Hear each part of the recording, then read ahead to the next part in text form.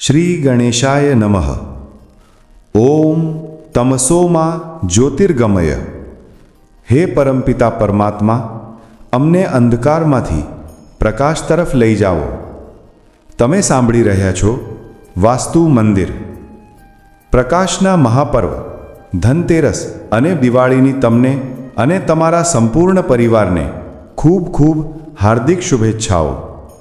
મિત્રો, દિવાળી એ ફક્ત બહાર દીવાઓ પ્રગટાવવાનો તહેવાર નથી, પરંતુ તે આપણા અંતરના અજ્ઞાન, નિરાશા અને નકારાત્મકતાના અંધકારને દૂર કરી જ્ઞાન, આશા અને સકારાત્મકતાના દિવ્ય દીપને પ્રજ્વલિત કરવાનું પર્વ છે. અને હવે આ મહાન પર્વની શરૂઆત થઈ ચૂકી છે. પરંતુ આ વર્ષે લોકોના મનમાં એક જ મોટી ગૂંચવણ છે કે આખરે વર્ષ 2025માં દિવાળીનો મુખ્ય દિવસ ક્યારે ઉજવવો? 20 ઓક્ટોબરે કે પછી 21 ઓક્ટોબરે? મિત્રો, આ ફક્ત તારીખનો ભેદ નથી, પરંતુ તેની પાછળ છુપાયેલું છે જ્યોતિષશાસ્ત્ર અને આપણા ધર્મગ્રંથોનું એક વિશેષ રહસ્ય. સમાજમાં ફેલાયેલી ભ્રાંતિઓ અને અધૂરી માહિતીને કારણે ઘણા લોકો ચિંતામાં છે કે માતા મહાલક્ષ્મીની પૂજાનો સાચો દિવસ કયો છે, જેથી તેમની પૂજા યોગ્ય સમયે અને યોગ્ય દિવસે થઈ શકે અને સંપૂર્ણ ફળ પ્રાપ્ત થાય. તો આજે તમારી આ બધી જ શંકાઓનું શાસ્ત્રોના પ્રમાણ સાથે સમાધાન કરવા અને તમને દિવાળીના સંપૂર્ણ તહેવારોની એટલે કે ધનતેરસથી લઈને લાભ પાંચમ સુધીની ભૂલરહિત માહિતી આપવા, સાથે સાથે દિવાળીની સંપૂર્ણ અને વિસ્તૃત પૂજાવિધિ, દરેક વિધિ પાછળનું આધ્યાત્મિક રહસ્ય, તેની સાથે જોડાયેલી સુંદર કથાઓ અને આ દિવસોમાં કયા ખાસ ઉપાયો કરવા જોઈએ, તેની સંપૂર્ણ માહિતી લઈને અમે આ વિડીયો રજૂ કરી રહ્યા છીએ. જો તમને આ માહિતી ગમે તો તેને લાઈક અને શેર જરૂર કરજો, અને જો તમે ચેનલ પર પહેલીવાર આવ્યા હો તો સબસ્ક્રાઇબ કરવાનું ભૂલતા નહીં. ઓમ શ્રી મહાલક્ષ્મયે નમઃ. જય માતા મહાલક્ષ્મી. મિત્રો, હવે દિવાળીના મુખ્ય તહેવારો આવી રહ્યા છે. વર્ષ 2025માં તિથિઓના અનોખા સંયોગને કારણે દિવાળીનો ઉત્સવ 6 દિવસ સુધી ઉજવાશે, જેની મુખ્ય શરૂઆત 18 ઓક્ટોબર 2025 શનિવારના રોજથી ધનતેરસથી થશે. આ દિવસે શનિવાર હોવાથી અત્યંત શુભ ધનવૃદ્ધિ યોગ પણ બની રહ્યો છે, જે ખરીદી અને રોકાણ માટે ખૂબ જ ફળદાયી છે. આ દિવસે સમુદ્ર મંથનમાંથી ભગવાન ધન્વંતરી અમૃત કળશ લઈને પ્રગટ થયા હતા. તેથી આ દિવસ આરોગ્ય અને સમૃદ્ધિ બંને માટે ખાસ છે. 19 ઓક્ટોબર રવિવારે કાળી ચૌદસ છે. આ દિવસે મધ્યરાત્રિએ તાંત્રિક પૂજાઓ અને ઉપાસનાનું વિશેષ મહત્વ હોય છે. જ્યારે 20 ઓક્ટોબર સોમવારે સવારે બ્રહ્મ મુહૂર્તમાં નરક ચતુર્દશી છે.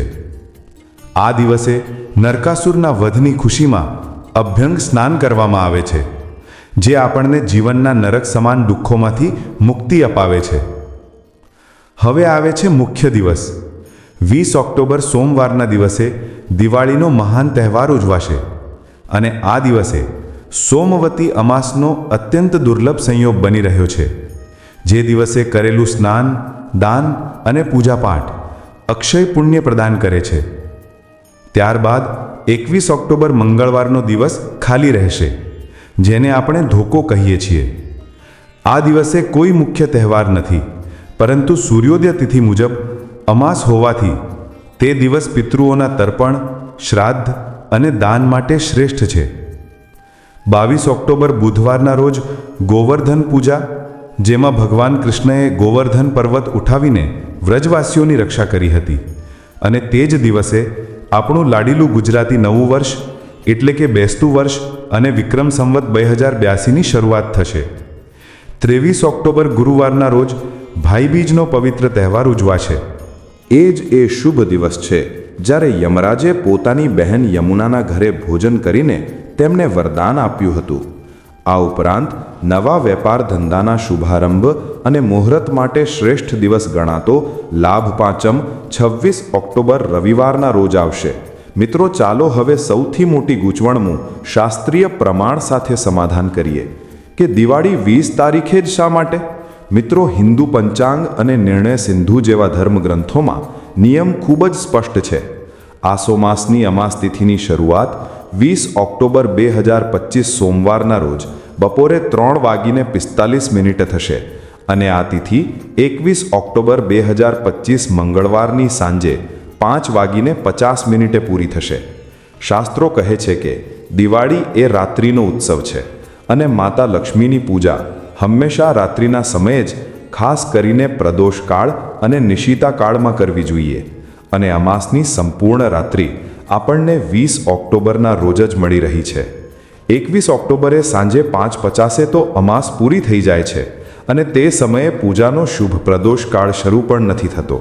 તેથી કાશીના વિદ્વાન પંચાંગકર્તાઓ અને શાસ્ત્રોના નિયમ મુજબ દિવાળીનો તહેવાર અને લક્ષ્મી પૂજા 20 ઓક્ટોબર સોમવારના રોજ જ ઉજવવી સૌથી શ્રેષ્ઠ અને યોગ્ય છે. હવે ચાલો જાણીએ લક્ષ્મી પૂજનના સૌથી શ્રેષ્ઠ અને અલગ અલગ લોકો માટેના શુભ મુહૂર્ત અને તેનું મહત્ત્વ. જે લોકો પોતાની ફેક્ટરી, કારખાના કે દુકાનમાં પૂજા કરવા માંગે છે તેમના માટે બપોરનું મુહૂર્ત શ્રેષ્ઠ છે. સામાન્ય રીતે ઘરમાં પૂજા કરનારાઓ માટે સાંજનો પ્રદોષકાળ ખૂબ જ શુભ છે, જે 5:46 થી લઈને રાત્રે 8:18 સુધી રહેશે. આ સમય દેવતાઓના પૃથ્વી પર વિચરણનો અને આશીર્વાદ આપવાનો સમય માનવામાં આવે છે. જે લોકો માતા લક્ષ્મીનો સ્થિર વાસ ઈચ્છે છે તેમના માટે વૃષભ સ્થિર લગ્ન સૌથી ઉત્તમ છે, જે સાંજે 7 વાગ્યાથી લઈને 9 વાગ્યા સુધી રહેશે. સ્થિર લગ્નમાં પૂજા કરવાથી માતા લક્ષ્મી પણ સ્થિર થઈને ઘરમાં વાસ કરે છે. જે લોકો મધ્યરાત્રિએ વિશેષ સાધના, તંત્રમંત્ર કે મંત્રોજાપ કરવા માંગે છે તેમના માટે નિશ્ચિત કાળનું મુહૂર્ત રાત્રે 11:31 થી લઈને 12:31 સુધી રહેશે. આ સમયને મહારાત્રિ પણ કહેવાય છે અને તે વિશેષ સાધના માટે ઉત્તમ છે. અને જે વેપારીઓ કે પુરોહિતો મોડી રાત્રે પૂજા કરે છે તેમના માટે સિંહ લગ્નનું મુહૂર્ત મધ્યરાત્રિએ 1:40 થી લઈને 3:54 સુધી રહેશે, જે સાધનાની સિદ્ધિ માટે ખૂબ જ શક્તિશાળી માનવામાં આવે છે. મિત્રો, દિવાળી પહેલાં ઘરની સાફ સફાઈ એ ફક્ત ભૌતિક સ્વચ્છતા નથી, પરંતુ તે ઊર્જાનું શુદ્ધિકરણ છે. કહેવાય છે કે જ્યાં સ્વચ્છતા હોય છે ત્યાં જ માતા લક્ષ્મીનું આગમન થાય છે. તેથી દિવાળી પહેલાં ઘરમાં પડેલો કોઈ પણ તૂટેલો ફૂટેલો સામાન, બંધ પડેલી ઘડિયાળ જે આપણા ભાગ્યના પ્રવાહને રોકી દે છે, જૂનું ફર્નિચર, ખંડિત મૂર્તિઓ, તિરાડ પડેલો કાચ જે આપણા ભાગ્યમાં પણ તિરાડ પાડે છે, ઉદાસી કે હિંસક પશુઓના ચિત્રો, ફાટેલા કપડાં અને પગરખા અને જૂના બંધ પડેલા ઇલેક્ટ્રોનિક ઉપકરણો, આ બધી જ નકારાત્મક ઉર્જા ફેલાવતી વસ્તુઓને ઘરની બહાર કાઢી નાખવી. ફક્ત ભૌતિક કચરો જ નહીં, પરંતુ માનસિક કચરો પણ સાફ કરવો. જે સંબંધો તમને દુઃખ, તકલીફ કે અપમાન આપતા હોય તેવા સંબંધોને પણ મનમાંથી અલવિદા કહી દેવું. હવે ચાલો આપણે દિવાળી પૂજનની સંપૂર્ણ, સરળ અને વિસ્તૃત વિધિ, તેના દરેક પગલાં પાછળના રહસ્ય સાથે સમજીએ, જેથી કોઈ પણ દર્શકને ગૂંચવણ ન રહે. પૂજા સમયે ઘરના ઉત્તર પૂર્વ ખૂણે એટલે કે ઈશાન કોણમાં જે દેવતાઓનું સ્થાન માનવામાં આવે છે ત્યાં એક બાજોઠ મૂકો અને તેના પર લાલ રંગનું વસ્ત્ર પાથરો. લાલ રંગ માતા લક્ષ્મીને અત્યંત પ્રિય છે અને તે સૌભાગ્ય અને મંગળનું પ્રતીક છે. સૌથી પહેલાં ચોખાથી એક અષ્ટદલ કમળ બનાવો. કમળ એ માતા લક્ષ્મીનું આસન છે અને તેના પર માતાજીને બિરાજમાન કરવાથી તેઓ ખૂબ જ પ્રસન્ન થાય છે. હવે આ કમળ પર માતા મહાલક્ષ્મી અને જમણી બાજુએ વિઘ્નહર્તા શ્રી ગણેશજીની નવી મૂર્તિ સ્થાપિત કરો. યાદ રાખો, ગણેશજીની પૂજા વગર કોઈ પણ કાર્ય સફળ થતું નથી. ભગવાન વિષ્ણુના પ્રતીક રૂપે એક સોપારી મૂકો, કારણ કે વિષ્ણુ વિના લક્ષ્મીજીની પૂજા અધૂરી ગણાય છે. ધનતેરસ પર ખરીદેલા સોના, ચાંદીના સિક્કા કે ઘરેણાને પણ પૂજામાં રાખો. હવે આપણે કળશ સ્થાપના કરીશું, જે સ્વયં બ્રહ્માંડનું પ્રતીક છે. એક તાંબા કે પિત્તળનું શુદ્ધ કળશ લો, તેને ગંગાજળ અને શુદ્ધ જળથી ભરો. આ કળશમાં રહેલું જળ સૃષ્ટિના આદિ જળનું, તેમાં રહેલા પાન જીવંત પ્રકૃતિનું અને તેના પર રહેલું શ્રીફળ દિવ્ય ચેતનાનું પ્રતીક છે. કળશમાં હળદરની ગાંઠ, સોપારી, એક સિક્કો, ચોખા, લવિંગ અને ઇલાયચી નાખો. તેના પર આંબાના પાન મૂકો અને એક નારિયેળ પર લાલ કપડું વીંટાળીને કળશ પર સ્થાપિત કરો. હવે એક મોટો દીવો લો, તેમાં સરસવનું તેલ ભરીને અખંડ દીવો પ્રગટાવો, જે આખી રાત ચાલે અને ઘરમાંથી અંધકાર રૂપી નકારાત્મકતાને દૂર કરે. પૂજાની શરૂઆતમાં હાથમાં ફૂલ અને ચોખા લઈને માતા લક્ષ્મીનું આવાહન કરો અને પ્રાર્થના કરો કે હે માતા, અમારી પૂજા સ્વીકારવા માટે આ ઘરમાં પધારો. ત્યારબાદ બધા જ દેવી દેવતાઓને શુદ્ધ જળથી સ્નાન કરાવો. હવે વસ્ત્ર રૂપે નાડાછડી અર્પણ કરો અને કંકુ ચોખાથી સૌને તિલક કરો. માતા લક્ષ્મીને કમળનું ફૂલ અને લાલ જાસૂદનું ફૂલ ખૂબ જ પ્રિય છે, તે જરૂર ચઢાવો. હવે માતા લક્ષ્મીને તેમની પ્રિય વસ્તુ અર્પણ કરો, જેમાં 5 પીળી કોડી અને 5 ગોમતી ચક્ર અર્પણ કરો. આ બંને વસ્તુઓ સમુદ્રમાંથી ઉત્પન્ન થઈ હોવાથી તે માતા લક્ષ્મીની બહેન ગણાય છે અને ધનને આકર્ષિત કરે છે. આ સાથે 5 કમળ ગટ્ટા પણ અર્પણ કરો, જે માતાના કમળ સ્વરૂપનું પ્રતીક છે. આ ઉપરાંત આ દિવસે સપ્તધાન એટલે કે 7 પ્રકારના આખા અનાજ ચઢાવવામાં ખૂબ જ શુભ મનાય છે. તે અન્નપૂર્ણા દેવીની કૃપા અને ઘરમાં ધન ધાન્યની ભરપૂરતાનું પ્રતીક છે. ભોગમાં મીઠાઈ, ઋતુ મુજબના ફળ અને ખાસ કરીને ખીલ બતાસાનો ભોગ જરૂર ધરાવો. તે નવા પાકની લણણી અને જીવનમાં આવનારી મીઠાશનું પ્રતીક છે. ત્યારબાદ એક પાનના પત્તા પર આ બધી ભોગની વસ્તુઓ થોડી થોડી મૂકીને માતાજીને અર્પણ કરો, જે આપણા સંપૂર્ણ સમર્પણ ભાવનું પ્રતીક છે. હવે પરિવાર સાથે બેસીને દિવાળીની કથા સાંભળો અથવા વાંચો, જેથી પૂજાનો મહિમા સમજી શકાય. ત્યારબાદ કપૂર પ્રગટાવીને માતાજીની આરતી ઉતારો. કપૂર વાતાવરણમાં રહેલા નકારાત્મક જીવાણુઓનો નાશ કરે છે અને એક દિવ્ય સુગંધ ફેલાવે છે. પછી પરિવારના બધા જ સભ્યો સાથે મળીને માતા લક્ષ્મી પર ધાણી અને બતાસાની વર્ષા કરો અને પ્રાર્થના કરો કે અમારા ઘરમાં પણ આવી જ રીતે ધન ધાન્યની વર્ષા થાય.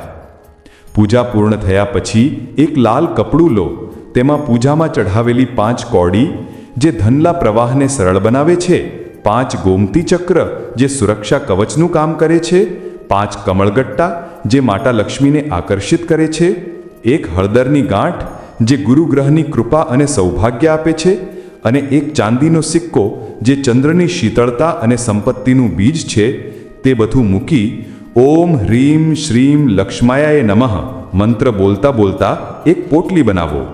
આ લક્ષ્મી પોટલીને તમારી તિજોરી કે જ્યાં તમે પૈસા રાખો છો ત્યાં આખા વર્ષ માટે મૂકી દો. તે પૂજાની શક્તિને આખા વર્ષ માટે સાચવી રાખશે. મિત્રો, શાસ્ત્રોમાં માતા લક્ષ્મીના પ્રાગટ્યાની ઘણી કથાઓ છે. એક મુખ્ય કથા મુજબ જ્યારે દુર્વાસા ઋષિના શ્રાપને કારણે દેવતાઓ શ્રીહીન થઈ ગયા, ત્યારે ભગવાન વિષ્ણુની આજ્ઞાથી દેવતાઓ અને દાનવોએ મળીને ક્ષીરસાગરનું મંથન કર્યું. તેમાંથી 14 અમૂલ્ય રત્નો નીકળ્યા, જેમાંના એક સ્વયં માતા મહાલક્ષ્મી હતા. તેઓ હાથમાં કમળની માળા ધારણ કરીને કમળના આસન પર બિરાજમાન થઈને પ્રગટ થયા. ઋષિ મુનિઓએ તેમનો અભિષેક કર્યો. વિશ્વકર્માએ તેમને સુંદર આભૂષણો પહેરાવ્યા અને માતા લક્ષ્મીએ હસતા મુખે ભગવાન શ્રી હરિનારાયણના ગળામાં વિજયમાળા પહેરાવી દીધી. આમ આ દિવસે લક્ષ્મીનારાયણનું પુનઃ મિલન થયું અને સૃષ્ટિમાં ફરીથી સુખ સમૃદ્ધિનો વાસ થયો. બીજી એક કથા મુજબ એક સમયે બલિરાજાએ પોતાના બળથી 3 લોક જીતી લીધા, જેનાથી ઇન્દ્ર ખૂબ જ ગભરાઈ ગયા. તેમણે જોયું કે બલિરાજા એક ગધેડાનો રૂપ ધારણ કરીને સૂમસામ જગ્યાએ છુપાયેલા હતા. જ્યારે ઇન્દ્ર તેમની પાસે પહોંચ્યા ત્યારે બલિરાજાના શરીરમાંથી એક દિવ્ય સ્ત્રી બહાર નીકળી. જ્યારે ઇન્દ્રએ પૂછ્યું કે તમે કોણ છો, તો તે દેવી બોલ્યા, હું ભૂતિ લક્ષ્મી છું. હું હંમેશા સત્ય, દાન, તપ અને ધર્મની સાથે રહું છું. બલિરાજા પહેલાં ખૂબ જ સારા હતા, પરંતુ હવે તેમનામાં અહંકાર, ક્રોધ, આળસ અને અધર્મ આવી ગયો છે. તેથી હું તેમને છોડીને તમારી પાસે આવી રહી છું. આ સાંભળીને ઇન્દ્ર ખૂબ જ ખુશ થઈ ગયા. આ કથા આપણને શીખવે છે કે જે માણસ દેવતાઓ જેવા સારા ગુણો, સદાચાર અને સ્વચ્છતા રાખે છે, માતા લક્ષ્મી હંમેશા તેના પર પ્રસન્ન રહે છે. મિત્રો, અંતમાં ચાલો આપણે સૌ સાથે મળીને મહાલક્ષ્મી સ્તોત્રનો પાઠ કરીએ.